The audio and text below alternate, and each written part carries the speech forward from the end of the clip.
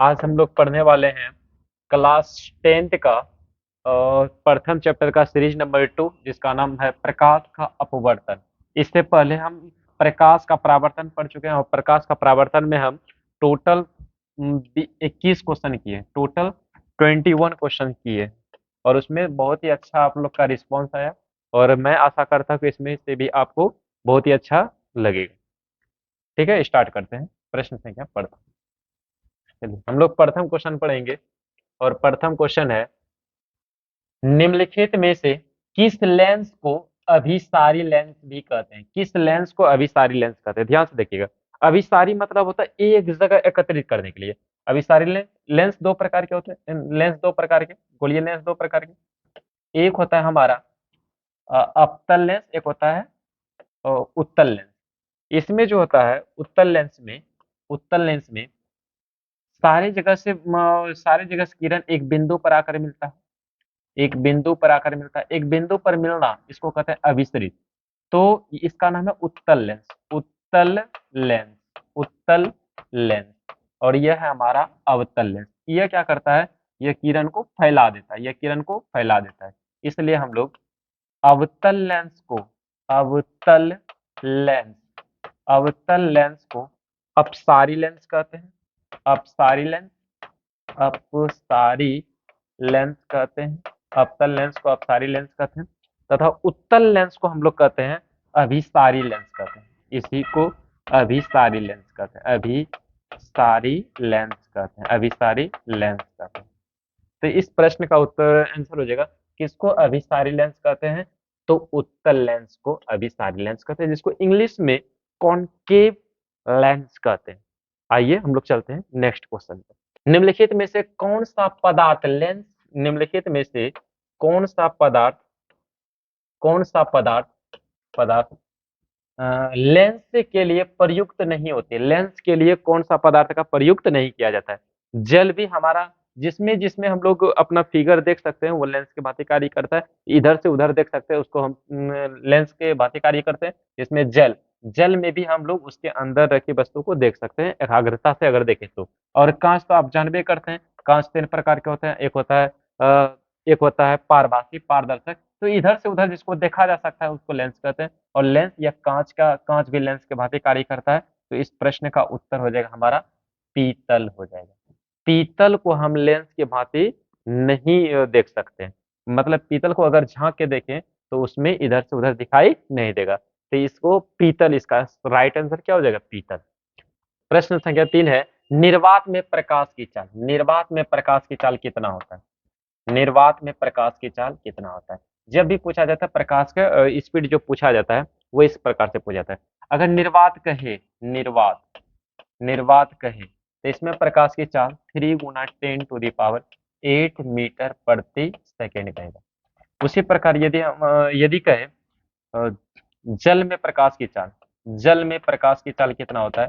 तो 2.25 गुना 10⁸ मीटर प्रति सेकेंड। इसी प्रकार कांच में कहे तो कांच में हो जाएगा 2 गुना 10⁸ मीटर प्रति सेकेंड हो जाएगा। तो इसमें पूछा है निर्वात में प्रकाश की चाल कितना होता है? 3 गुना 10⁸ मीटर प्रति सेकेंड। इसका राइट आंसर क्या हो जाएगा? Option number A. बढ़ते हैं नेक्स्ट क्वेश्चन। प्रश्न संख्या 4 कहता है, एक उत्तल लेंस की क्षमता एक उत्तल लेंस की क्षमता 1 डायोप्टर है। इसका जो पावर दिया है उत्तल लेंस का जो पावर जो दिया है वह 1 डायोप्टर है। पावर कितना है? 1 डायोप्टर। तो उत्तल लेंस की फोकस दूरी कितना होगा? क्योंकि उत्तल लेंस का P गुना F बराबर होता है 1, P गुना F बराबर 1, P बराबर होता है 1/F होता है। इसलिए बताइए F बराबर क्या हो जाएगा? 1/P। और उत्तल लेंस की क्षमता दिया है 1 डायोप्टर, यानी 1/1 ये हो जाएगा डायोप्टर में। अगर इसको डायोप्टर से सेंटीमीटर में मीटर में चेंज करना चाहते हैं कितना? 100 मीटर, यानी 100 मीटर इसका 100 सेंटीमीटर, सॉरी 100 सेंटीमीटर, ये मीटर में हो जाएगा। ये मीटर में आता है, एक आ जाएगा आपका मीटर में और यह इसको 100 सेंटीमीटर में आप लिख सकते हैं। इसका राइट आंसर हो जाएगा ऑप्शन नंबर सी हो जाएगा। आगे बढ़ते हैं। प्रश्न संख्या 5 हो जाएगा, सरल सूक्ष्मदर्शी में सरल सूक्ष्मदर्शी में किस लेंस का प्रयोग किया जाता है? सरल सूक्ष्मदर्शी कहने का मतलब होता है कैमरा। कैमरा में, कैमरा जब भी कहे तो कैमरा हम लोग किस लेंस का प्रयोग करते हैं? तो उत्तल लेंस का प्रयोग करते हैं। उत्तल लेंस का प्रयोग करते हैं, उत्तल लेंस। इस प्रश्न का राइट आंसर हो जाएगा ऑप्शन नंबर डी, उत्तल लेंस। आगे बढ़ते प्रश्न संख्या 6। एक उत्तल लेंस होता है, एक उत्तल लेंस होता है, आप लोग डिसाइड कीजिए कैसे होता है उत्तल लेंस। उत्तल लेंस होता है यानी किनारे, यह है आपका किनारा, यह है किनारा, किनारा, और यह है क्या? यह आपका मध्य, मध्य, मध्य। तो किनारे की अपेक्षा मध्य में क्या होता है? मोटा। किनारों की अपेक्षा बीच में मोटा होता है, यानी ऑप्शन नंबर क्या हो जाएगा? ऑप्शन नंबर सी हो जाएगा। बढ़ते हैं नेक्स्ट क्वेश्चन। तथा लेंस की क्षमता का ऐसा मात्रक, लेंस की क्षमता का ऐसा मात्रक दो होता है। एक होता है यानी पावर का जो एसआई यूनिट होता है, एसआई यूनिट जो होता है, पावर का एसआई यूनिट, वो होता है आप सभी का ये पावर का जो फॉर्मूला था 1/f होता है। इसको मीटर में कहते हैं तो इसका मात्रक होता है मीटर, और मीटर को जब ऊपर लेके जाता है तो प्रति मीटर। यह इसी को कहते हैं डायोप्टर, डायोप्टर, डायोप्टर कहते हैं। तो इसका राइट आंसर हो जाएगा ऑप्शन नंबर प्रति मीटर, ऑप्शन नंबर क्या? सी हो जाएगा। बढ़ते हैं नेक्स्ट, आगे देखते हैं। यदि आपतन कोण, यदि आपतन कोण, यदि आपतन कोण 60 डिग्री है, यदि आपतन कोण कितना है? 60 डिग्री। आपतन कोण कहने का मतलब इतना, और अपवर्तन कोण यह कहता है, प्रश्न यह कहता है, यह है आपका आपतित किरण, यह विलंब डालें, और यह क्या हो जाता है? यह अपने पथ से विचलित हो जाता है। यह कहता है आपतन कोण जो दे चुका है, यह आपतन कोण यह दे चुका है आपके पास 60 डिग्री, 60 डिग्री दे चुका है। और कहता अपवर्तन कोण 45 डिग्री, अपवर्तन कोण कितना? 45 डिग्री। यानी कोण आई कितना दिया है? कोण आई दिया है आपके पास 60 डिग्री दिया है कोण आई, और कोण आर जो दिया है, कोण आर जो दिया है वह दिया है आपके पास 45 डिग्री। तो कहता अपवर्तनांक कितना होगा? म्यू बराबर जो होता है आपका साइन आई, साइन आई बटे कितना? साइन आर होता है, साइन आर होता है। तो साइन, साइन आई की जगह कितना? 60 डिग्री, और sine R, sine R, sine R की जगह कितना? 45। साइन 60 का जो वैल्यू होता है, साइन 60 का वैल्यू आप लोग मैथ में जानते हैं, पढ़ने जानते हैं। साइन 60 का वैल्यू कितना होता है? √3/2। और साइन 45 डिग्री का वैल्यू कितना होता है? 1 बटे कितना? √2। चूंकि हम लोग इधर बगल में लिख देते हैं, चूंकि साइन 60 डिग्री बराबर कितना होता है? √3/2, और साइन, साइन 45 डिग्री का वैल्यू कितना होता है? 1/√2। जब इसको सॉल्व करेंगे तो यह हमारा प्राप्त हो जाएगा √3/2 मल्टीप्लाई 1 बटे कितना? 1/√2।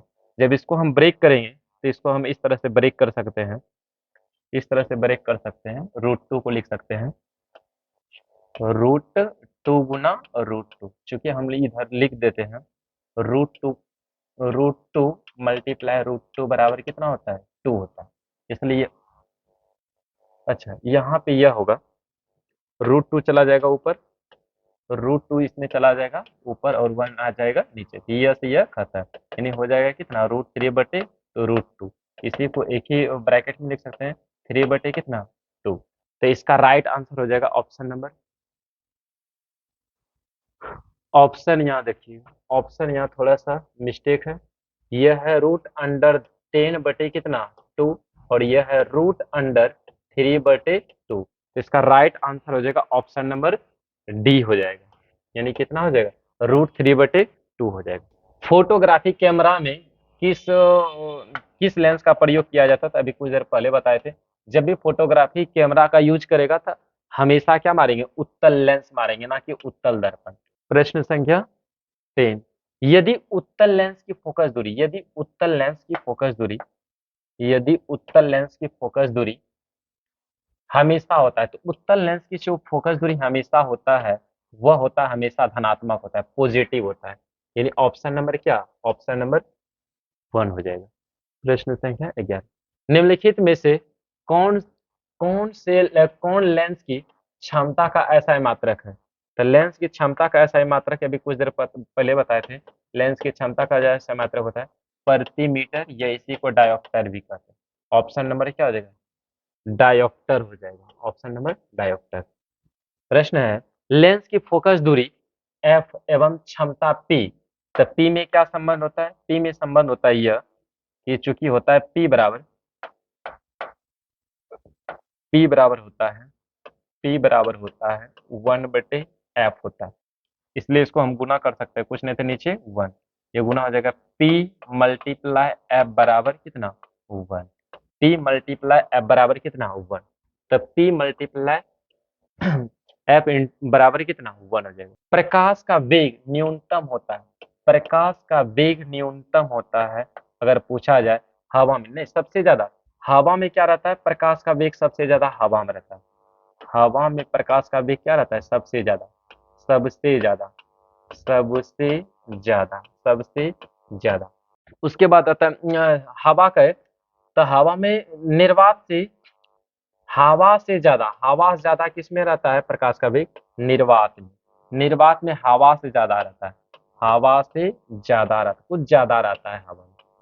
और इसमें कहता है न्यूनतम सबसे, जल में कांच में सबसे न्यूनतम जो होता है, जितना ज्यादा डेंसिटी होगा उसमें प्रकाश की चाल उतना कम होगा, सबसे ज्यादा डेंसिटी किसका होता है, कांच का, इसलिए कांच में कम होगा, कांच से अधिक किस में होगा, जल में, जल से अधिक हवा में, और सबसे अधिक किस में, निर्वात में जाएगा। इस तरह से हमारा आंसर चला जाएगा ऑप्शन नंबर डी। प्रश्न संख्या 14 का, किसी गोलीय दर्पण और एक पतले लेंस में प्रत्येक का फोकस दूरी प्लस 20 सेंटीमीटर हो सकता है। तो गोलीय दर्पण में कौन सा दर्पण होगा, तो गोलीय दर्पण में उत्तल दर्पण, किसका, उत्तल दर्पण की फोकस दूरी हमेशा क्या होता है, पॉजिटिव होता है। तो दर्पण में कहेगा तो उत्तल दर्पण, उत्तल दर्पण में फोकस दूरी कितना 20 सेंटीमीटर, और लेंस में कहेगा तो हमेशा उत्तल लेंस, लेंस में हमेशा उत्तल लेंस को मारेंगे, उत्तल लेंस को मारेंगे। तो दोनों ही अवतल नहीं, तो दोनों ही उत्तल हो जाएगा, ऑप्शन नंबर इसका हो जाएगा ऑप्शन नंबर डी, दोनों ही उत्तल। मतलब जब प्रकाश की किरण एक माध्यम से दूसरे माध्यम में प्रवेश करती है, जब प्रकाश की किरण एक माध्यम से दूसरे माध्यम में, एक माध्यम से दूसरे माध्यम में प्रवेश करती है, गमन करती है, तो वह अपने पथ से विचलित हो जाती है। जब प्रकाश की किरण एक माध्यम से दूसरे माध्यम में गमन करती है तो वह अपने पथ से विचलित हो जाती है, यह घटना प्रकाश का अपवर्तन कहलाता है, यह घटना प्रकाश का अपवर्तन कहलाता है, ऑप्शन नंबर सी हो जाएगा। प्रिज्म के अपवर्तक सतह से होकर, प्रिज्म कहा है तो प्रिज्म बनाइए, प्रिज्म से जब श्वेत प्रकाश की किरण, श्वेत प्रकाश की किरण, श्वेत प्रकाश की किरण, जब श्वेत प्रकाश की किरण प्रिज्म से होकर गुजरती है तो प्रिज्म जहां टकराती है वहां क्या डाल देना, उससे क्या हो जाता है, वह अपने आधार की ओर मुड़ जाती है, वह अपने आधार की ओर मुड़ जाती है।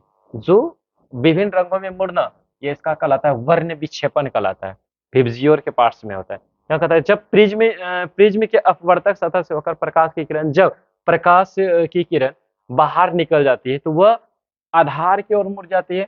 तो पहला नंबर कहता है कि किरण प्रिज्म के शीर्ष की ओर मुड़ जाती है, नहीं, किरण शीर्ष की ओर नहीं मुड़ जाती है, किरण के आधार की ओर मुड़ जाती है। ऑप्शन नंबर क्या हो जाएगा, ऑप्शन नंबर यही हो, ऑप्शन नंबर बी हो जाएगा।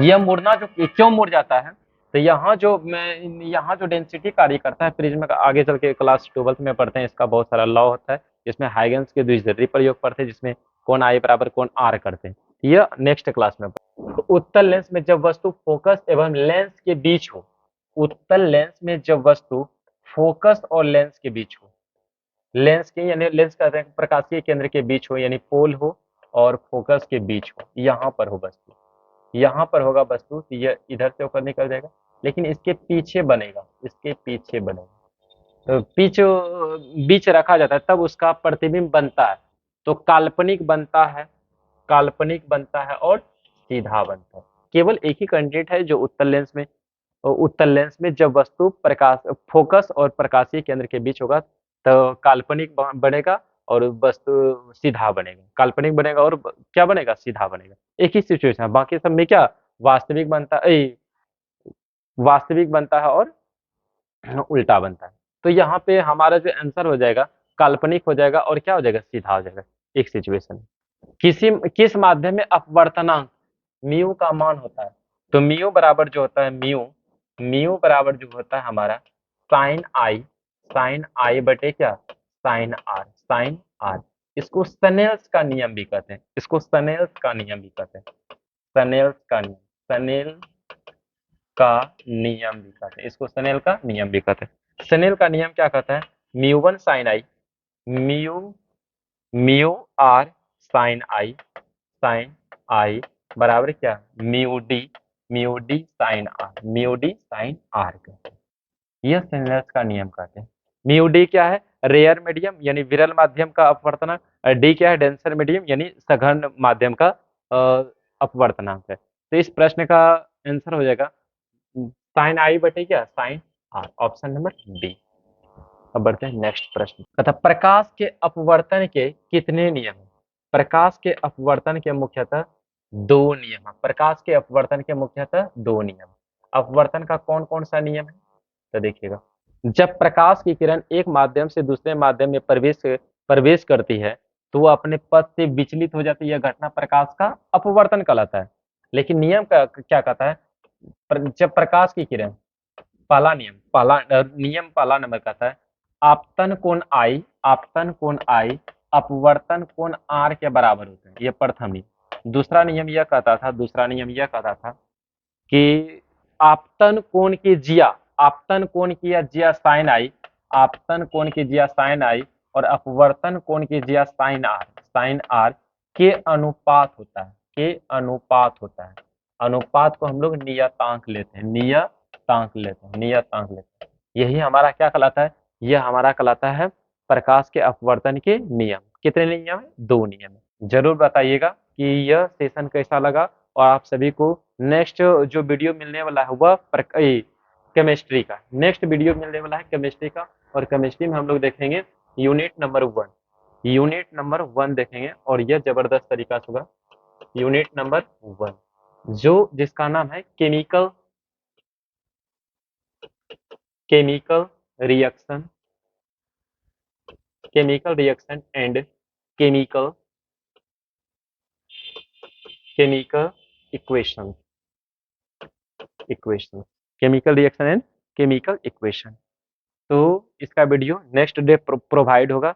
पहले आप लोग ये इतना बताइएगा, इतना सारा टॉपिक में आप कितने प्रश्न का उत्तर जानते थे, और यदि सारा प्रश्न का उत्तर जानते थे आप लोग जरूर 1 टाइप कीजिएगा। यदि आप लोग इसमें से 15 क्वेश्चन, अप्रोक्सीमेटली 10 से 15 क्वेश्चन जानते थे तो आप लोग 3 टाइप कीजिएगा। बताइएगा कि कितना प्रश्न का जवाब आप सभी को पता था।